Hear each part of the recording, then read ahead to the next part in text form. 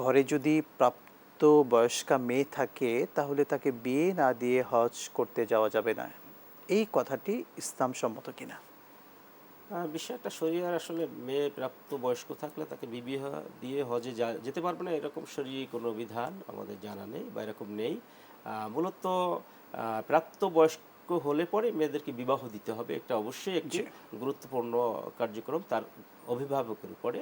তো অভিভাবক একাধিক ভাই বা আত্মীয় স্বজন তো থাকেন, তো সেক্ষেত্রে হজে যাওয়াটা তো ভিন্ন একটা ইবাদত, সে হজ করবেন, কিন্তু এক্ষেত্রে একটা প্রতিবন্ধকতা নয়।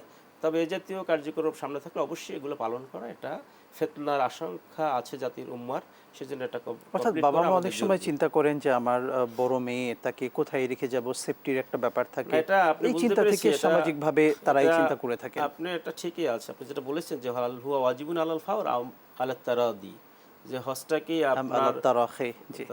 যে আপনার হজ অজীব হওয়ার সঙ্গে সঙ্গেই কি এটা হজ আদায় করতে হবে, না কিছু রুখসাত রয়েছে, কিছু জি। সময় আছে।